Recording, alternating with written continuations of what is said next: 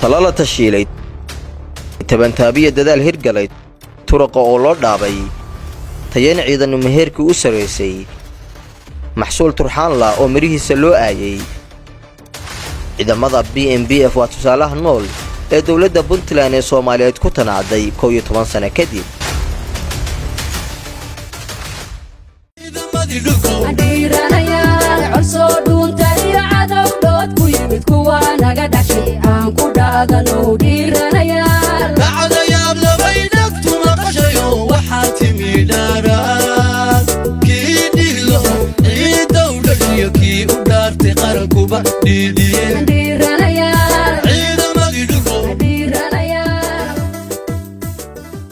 ciidamada BNBF waxaan shaki ku jirin in dawladda Puntland ee Soomaaliyeed sida uu asteesay mabaadi'deeda asaasiga ah iyo waajibaadkii loo idmada laga dhaxlay maxsuul ka mugay miisaan weyn mira dhalkii laga maaganaa muwaadin ma ogtahay in ciidamada ilaalada badda iyo bariga Puntland ee BNBF waajibaad ka saaran yahay shacabka Puntland oo doras ahaan lagu qiyaaso 4 milyan oo qof dhulka Puntland oo cabirkiisu dhan yahay 212,512 kiiloomitir oo laba jibaaran iyo badda ugu dheer Soomaaliya oo cabirkeedu dhan yahay 1,650 kiiloomitir taasoo dhacda badda cas ee badweynta Hindiya si aan u daadajino muddadii mira dhalka 3960 maalmood oo u dhiganta 12 sano kadib asaaskii ciidamada BNBF waxa mudnaanta leh inaan taariikhda dib ugu noqono oo aan dul istaagno 6 qodob ay ku tanaaday taabagalkooda dawladda Puntland ee Soomaaliyeed taasoo ay lahaayeen hayaankeeda hoggaankeeda iyo horseedkeedaba ciidamada BNBF kuwaasoo kala ah asaaskii ciidamada tababarada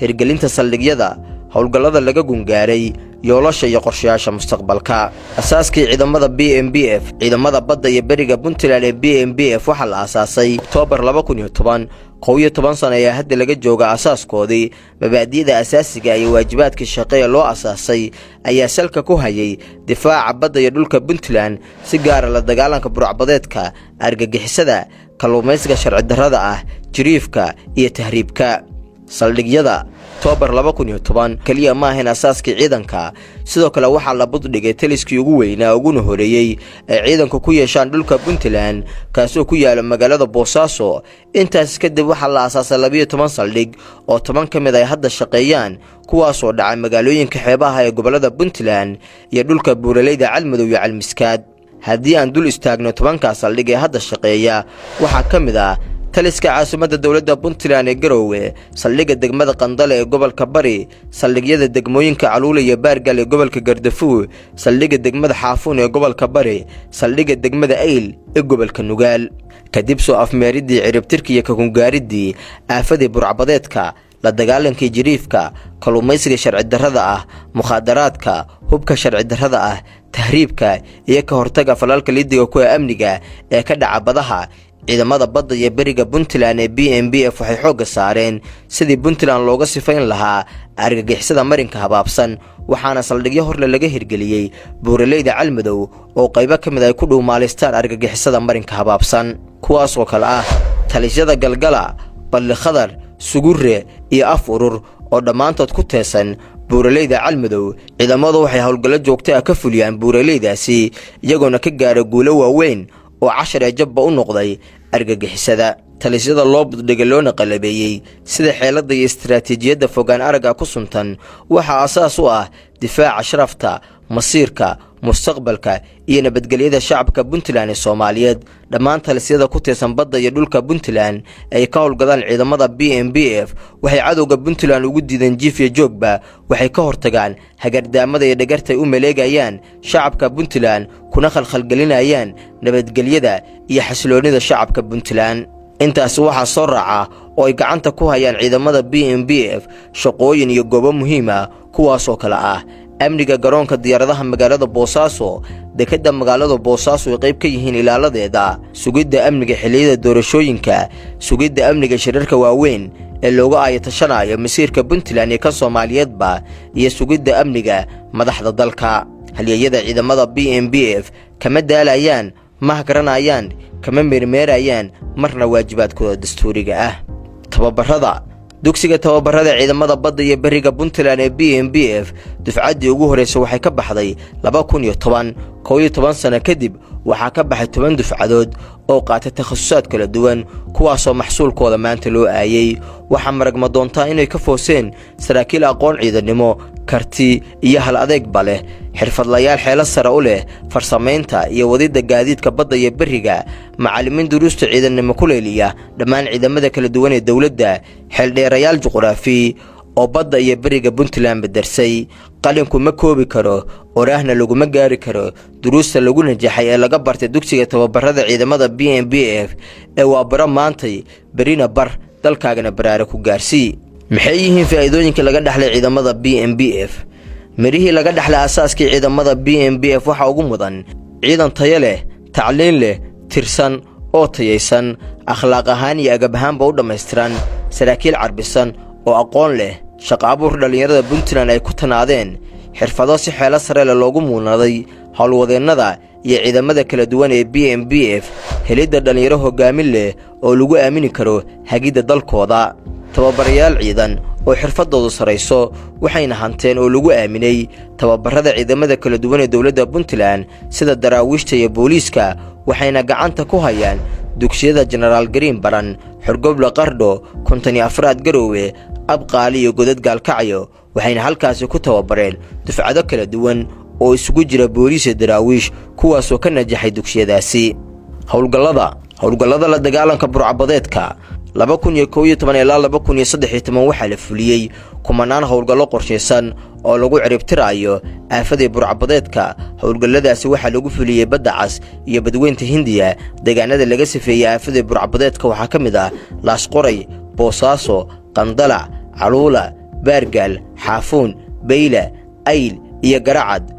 howlgallada la dagaalanka jiriifka iyo kalluumaysiga sharci darrada ah. howlgallada lagaga hortagayo jiriifka iyo kalluumaysiga sharci darrada ah waxay soo bilowdeen sanadkii 2013. hadda weli way socdaan, waxaana laga fuliyey dhammaan xeebaha Puntland howlgallo qorshaysan oo lagu bartilmaameysanayo jiriifka. shaqada laga qabtay malaha cadad iyo tiro toona.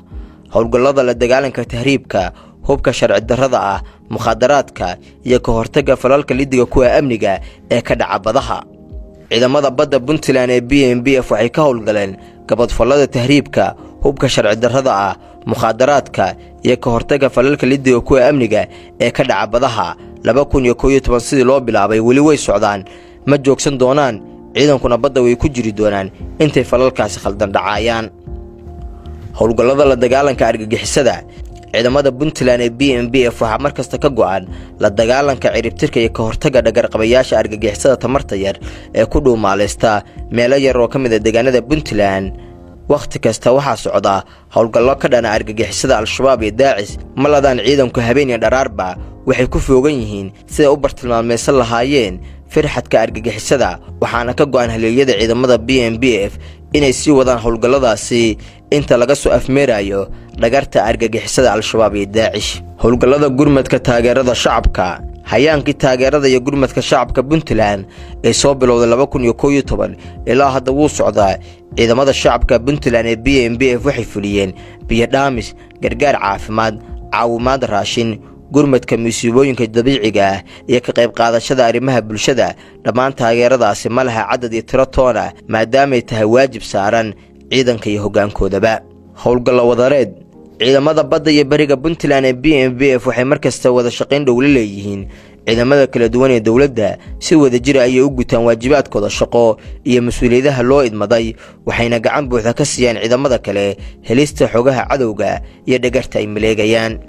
ciidamada Puntland ee BNBF waxaa libin iyo guul u ah in shacabka Puntland ku ladaan nabad, ku ganacsadaan xasilooni, ku safraan walwal-la'aan, wax ku bartaan, ku maalgashtaan dalkooda si shaki la'aan ah. waxay milicda mugdiga masaafo socodka maylasha badda, buurta, jarka iyo jeexa u jeexaan si aad adigu nabad ugu ledi lahayd. si aad u heshid nabaddaasi dhayal kuma imaan ee waxay u horeen naftooda iyo mustaqbalkoodaba, iyagoona u maraya waddo adag oo la gaajo iyo haraadba. allah u naxariisto, jannadii fardowsana ha ka abaalmariyo halyeeyada ku shahiiday difaaca diintooda iyo dalkoodaba. dhammaan madaxda dowladda Puntland ee ugu horeeya madaxweyne Siciid Cabdullaahi Dani waxay Allah subxaanahu wa ta'aala uga baryayaan naxariista janno inuu ka waraabiyo, samir iyo iimaanna uu ka siiyo shacabkooda, eheladooda, caruurtooda iyo xaasaskoodaba halyeeyadii u shahiiday waddankooda iyo diintooda. muwaadin, ciidamada dhiigooda iyo dhacaankoodaba kuu huray waxay ku siiyeen mudnaanta koowaad ee adna sii xushmad una fududee waajibaadkooda si ay u gutaan mas-uuliyadahooda la shaqeey oo la wadaag wax kastoo liddi ku ah amniga dalkaada iyo naftaadaba yoolasha iyo qorshayaasha mustaqbalka xoojinta amniga iyo nabadgelyada dhammaan deegaanada Puntland hirgelinta yoolasha hortabinta u leh ee sare u qaadida aqoonta iyo xirfadda ciidamada kala duwan ee dawladda Puntland soo saaridda saraakiil iyo saraakiil xigeenno ciidan oo dhan walba ka dhameystiran aqoon ahaan iyo khibrad ahaanba kobcinta taageerada shacabka iyo ka qayb qaadashada arrimaha danta guud sare u qaadida wada shaqaynta ciidamada kala duwan ee dawladda